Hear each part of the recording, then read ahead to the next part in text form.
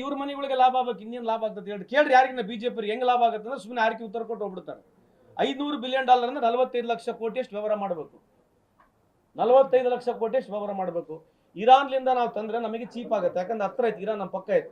ಈಗ ವೆನೆಜುವೆಲಾ ತರಬೇಕು, ವೆನೆಜುವೆಲಾ ನಾವು ತರ್ತಾ ಇದ್ದಲ್ಲ. ಈಗ ಟ್ರಂಪ್ ಹೇಳ್ಬಿಟ್ಟ, ಟ್ರಂಪ್ ಬಾಬಾ ಹೇಳಿದ್ಮೇಲೆ ನಮ್ಮ ಮೋದಿ ಬಾಬಾ ಸಾಹೇಬ್ರು ಏನಿದಾರಲ್ಲ, ಟ್ರಂಪ್ ಬಾಬಾ ಏನ್ ಹೇಳ್ತಾರೆ ಮೋದಿ ಬಾಬಾ ಸಾಹೇಬ್ರೆ ಕೇಳ್ಬೇಕು.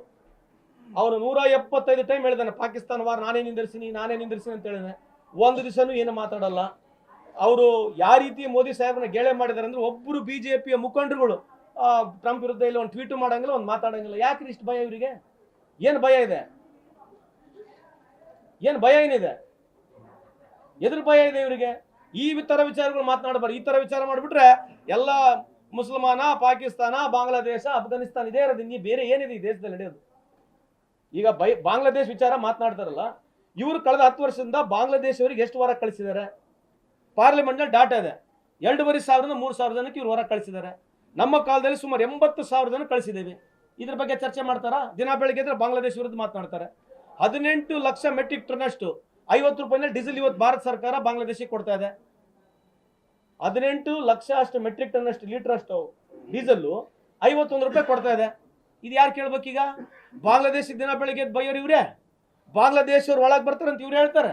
ಬಾರ್ಡರ್ ಸೆಕ್ಯೂರಿಟಿ ಫೋರ್ಸ್ ಯಾರಿಗೆ ಕಾಪಾಡ್ತಾರೆ? ಈ ದೇಶದ ಹದ್ದುಬಸ್ತನ್ನು ಯಾರು ಕಾಪಾಡೋದು? ರಾಜ್ಯ ಸರ್ಕಾರಗಳು ಕಾಪಾಡ್ತಾವ?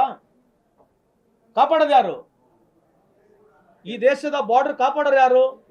ಕೇಂದ್ರ ಸರ್ಕಾರ. ಮತ್ತೆ ಕೇಂದ್ರ ಸರ್ಕಾರನೇ ಆಗ್ಲಲ್ಲಿ ಹೇಳ್ತತೆ ಅಲ್ಲಿಂದ ಹೊರಗೆ ಬಾಂಗ್ಲಾದೇಶವ್ರು ಬರ್ತಾರೆ.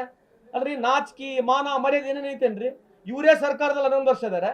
ಇವರೇ ಹೇಳ್ತಾರೆ ಬಾಂಗ್ಲಾದೇಶವ್ರು ಗುಸ್ಪೇಟಿಯ ಅಂದ್ರೆ ಗುಸ್ಪೇಟಿಯಂಗೂ ಬಾಹರ್ ನಿಕಾಲೆಂಗೆ ಅಂತ ಇವರೇ ಹೇಳ್ತಾರೆ. ಮತ್ತೆ ಯಾರು ರಾಜೀನಾಮೆ ಯಾರು ಕೊಡ್ಬೇಕೀಗ? ಬಾಂಗ್ಲಾದೇಶ ಒಳಗೆ ಬರ್ತಾರೆ ನೀವ್ ಹೇಳ್ತೀರಿ. ಪ್ರತಿ ಎಲೆಕ್ಷನ್ ಈಗ ನೋಡ್ರಿ, ವೆಸ್ಟ್ ಬೆಂಗಾಲ್ ಚುನಾವಣೆ ಬರೀ ಇದ್ರ ಮೇಲೆ ಐತೆ, ಬಿಹಾರ್ ಚುನಾವಣೆ ಇದ್ರ ಮೇಲೆ ಆಯ್ತು, ಮೊನ್ನೆ ಕೂಡ ಸದನದಲ್ಲಿ ಇದ್ರ ಬಗ್ಗೆ ಮಾತನಾಡ್ತಾರೆ.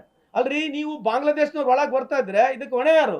ಬರೀ ಕರ್ನಾಟಕಕ್ಕಷ್ಟೇ ಅಲ್ಲ, ಇಡೀ 30 ಜಿಲ್ಲೆ 30 ರಾಜ್ಯಗಳಿಗೆ ಹೋಗ್ತಾ ಇದ್ದಾರೆ. ಗುಜರಾತ್ನಲ್ಲಿ ಇದ್ದಾರೆ, ಬಿಹಾರ್ನಲ್ಲಿ ಇದ್ದಾರೆ, ಇವರೇ ಹೇಳ್ತಾರೆ, ನಾವ್ ಹೇಳ್ತಲ್ಲ.